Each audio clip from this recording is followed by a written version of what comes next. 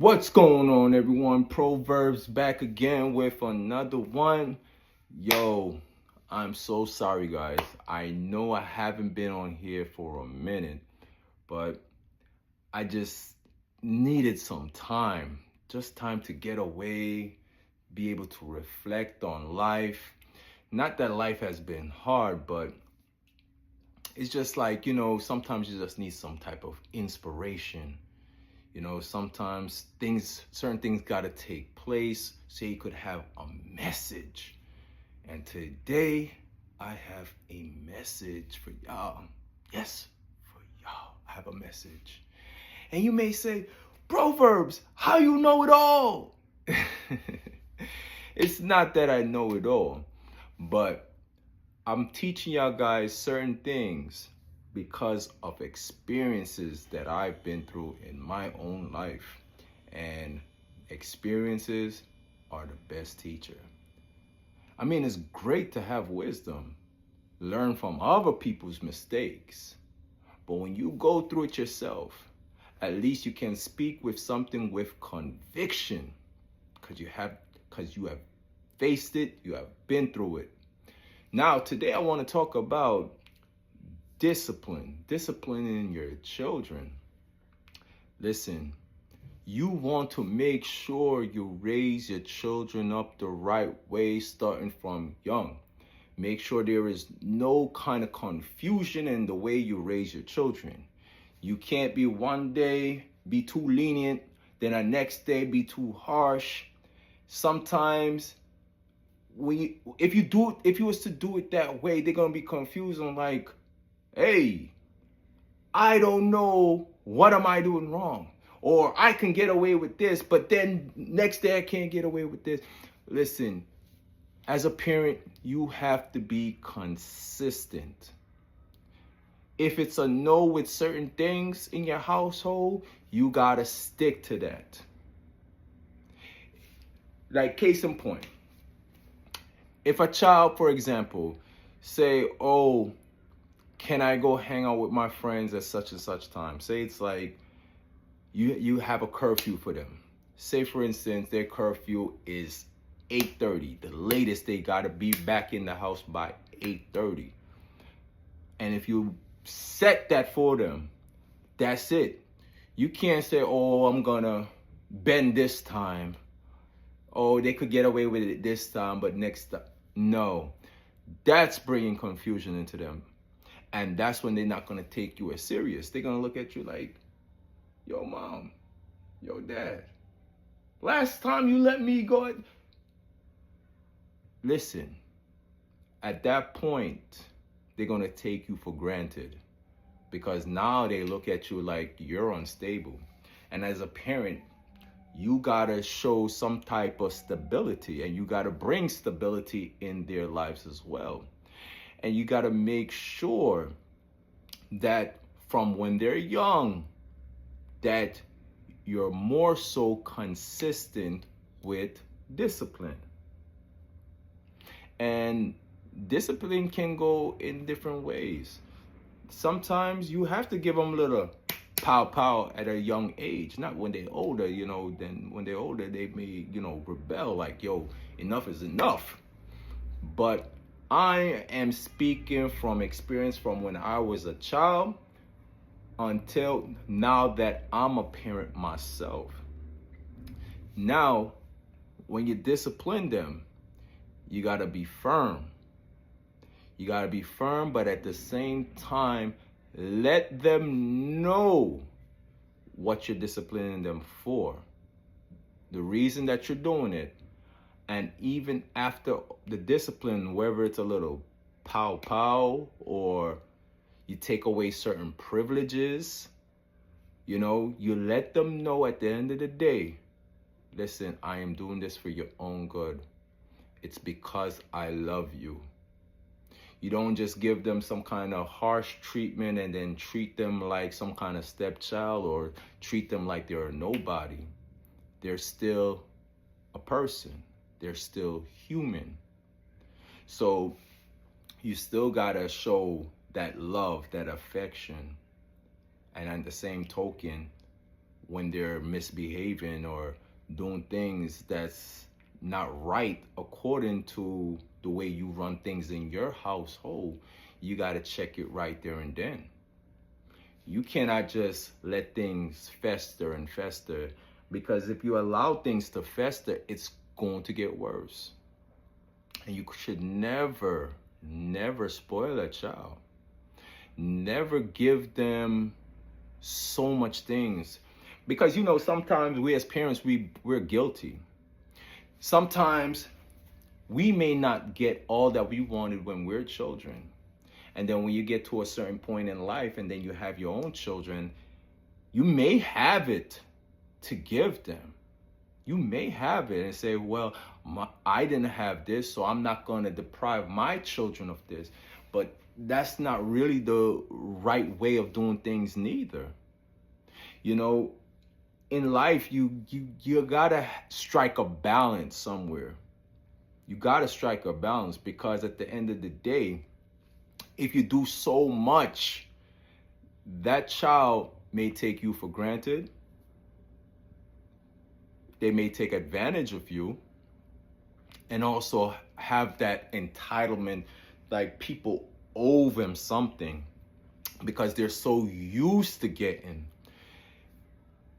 You have to teach them now, at a certain point in their life, you got to teach them how to earn now. You got to teach them how to earn. And when you work for something and you attain what you have worked for, because you may work so hard for something and you finally attained it, there is so much more gratification in that.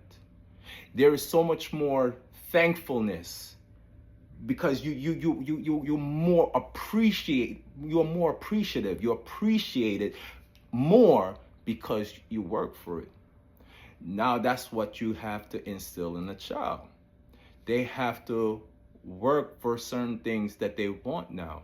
Not saying that you never surprise them every now and then with some things, because we as parents, we're gonna want to see our child happy and smiling. You want to give something for their birthday, or they may have done something wonderful to make you like, oh, make you proud or whatever.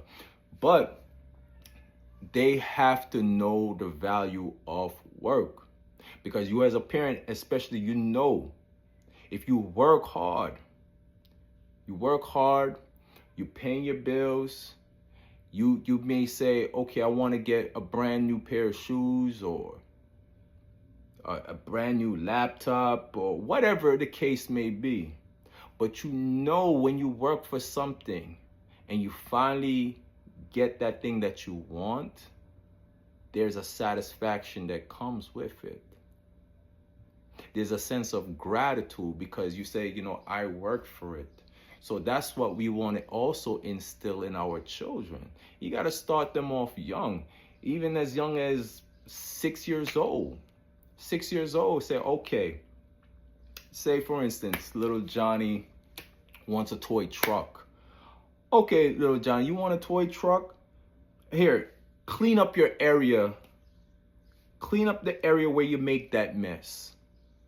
Or you got to eat up your veggies. If you don't eat up your veggies, you're not going to get that truck.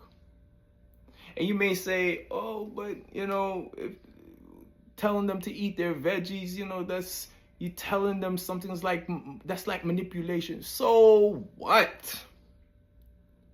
You telling them something that will benefit them.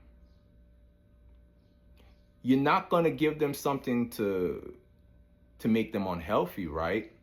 Hopefully you're not. Something as eating your vegetables. If you eat your vegetables, then sometimes there has to be a give and take, just like in a grown people relationship. A woman may expect something from a man, right? She may expect him to do this for her or buy this for her. Also, in essence, a man is going to expect something from her as well. So any relationship is a good give and take, romantic relationship, and even, children to parents relationship. There have to be a give and take. So if little Johnny wants that truck, you have to expect something from little Johnny as well. Okay, little Johnny, I've bought you so many things already without any expectance. But this time, I'm expecting you to clean up this area if you want that truck. I'm expecting you to eat all your fruits and vegetables if you want that truck. You know, like right now with my youngest daughter, me and her mom will say like, okay, because you know she's still in the potty training stage. So we say, okay, if you use the potty, this is what you're going to get. We're going to give you a little sticker. We're going to buy you a toy. You just got to use the potty. And you know, slowly but surely, she started being more adaptive and want to use the bathroom more often now because she see that the reward she gets from doing it. So that's how you have to be with your children. You discipline when things are not right.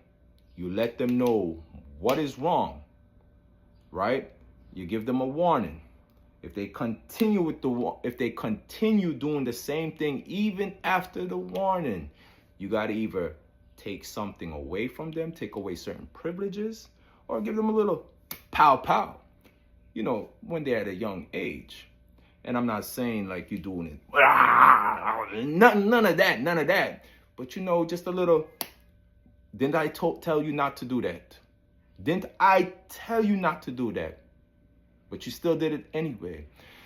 That's how they will learn. They learn from either taking certain privileges away or by inflicting a little pain.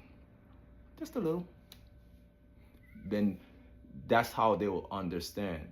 But if you like baby them up too much, say, oh, stop the crying.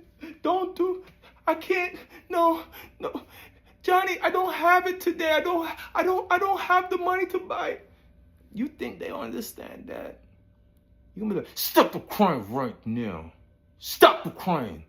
Or I'll give you something to cry about. I mean, you gotta understand what I'm saying. I mean, listen, parenting is not the easiest thing, but it's doable. It's very doable, and it can be very rewarding. It can be very rewarding. Just imagine a little you and you growing them up in a manner where you can be able to shape and mold them in the type of individual you want them to be. Not saying they're gonna be everything you want them to be. Not saying that, because when they get to a certain age, they're gonna be able to think for themselves. But at the same time, when you start with them at a very young age, there are certain things that whatever you taught them, it's gonna go a long way. They're gonna remember certain things you may have said or the way you have moved, and they may talk like you, they may move like you. That's why you got to be careful of the things that you say around them and the things that you do around them, because little babies and children, they're like sponges. They soak up a lot of things. How they learn is from first mimicking what they see others do. So all the lessons should start from home. Should start from home. You know, they're gonna also get outside influences, but it's that moment when you see certain things that they're doing or saying that they should not be saying or they should not be doing. That's when you teach them the right way. You let them know, this is not what we do. This is not what we talk about. This is not how we act. This is what I expect of you. And when you consistently with that, consistent, you don't let up. You do not let up at all. You know, like, I give up. No. Once you consistently do, because here's the thing. When things are, habitual, it becomes a habit. It becomes a habit.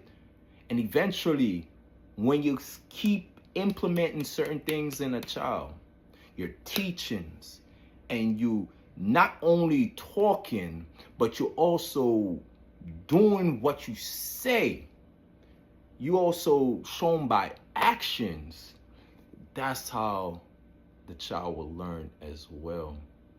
That's how a child will learn from you, because the parents are the first teachers. So be careful what you say, be careful what you do, and always instruct your child. Instruct your child the right way, the right direction to go. And if you as a parent, you're not so sure about certain things, there are scriptures that you can read. I don't have the scriptures right off the bat right now, but you can go in Proverbs and you can learn a lot in Proverbs. And I'll definitely come back with some teachings, because based off experiences that I've been through, and also with other people's experiences as well. And here's a very important key too. Here's a very important key. If the two parents are not in the same household, even though they may not be in the same household, both parents should be in one accord with their child or children. It shouldn't be a discrepancy in the teaching or the growing up of the child. So if the mother say this, the father should be in agreement. If the father say this, the mother should be in agreement. But be in agreement with things that will propel the child in the right direction, positive reinforcement, and also when it comes to discipline. They have to be in agreement. Both parents have to be in one accord when it comes to raising that child, even if they are in separate homes. So, because here's the thing, what children will do. If mommy may say no to something, and she may say no to something to that child for a reason, sometimes the child will go to the father and ask the father for the same thing that mommy may say to. So the father should say, what did your mother say? And if the child said, well, mommy said no, then the father said, well, it has to be a no. And vice versa. If the child come to the father for something and the father said no, and the child go to the mother and ask, the mother should say, so what did your father say? That should be the same situation. They should be in one accord. And even if the parents may not agree with what the other parents say, then the other parent should tell that child, let me think about it, let me see. And go speak to the parent and find out why that parent may not agree with what the child is asking for. And then they can come to agreement, and they come to the child together and said, okay, you know what? Me and your mother, or me and your father, we have discussed it, and this is our decision. That's how it should be, even if y'all in different homes, because you don't want to confuse the child. You don't want to confuse the child, and you don't want the child to try to pick sides or show some type of favoritism because one parent say yes and one parent may say no. So to eliminate any kind of confusion, both parents should come together in one accord, in agreement, even if they're not together. Even if they're not together. So anyway, that is my message for today. I may come with a part 2. I just may come with a part 2. But these are the things that parents have to learn. Take the pride out. Take the pride out. Even if the child may be living with one parent, don't feel like you have the ultimate say so. Consult with the other parent and ask what they think as well. I'm telling you that will eliminate so much of the problems that we have today with the children today. That will eliminate so many problems, I'm telling you. So anyway, this is Pro-Verbs. That's my message for today. Hey, if you get anything out of this message and you really feeling it and really understand it, please click that like button. If you have anything to say, leave something in the comments. Please leave something in the comments. If you have any questions, comments, or concern, leave something in the comments. And please share this video with anyone you feel that it may help as well. And this is Pro-Verbs tuning out. Peace.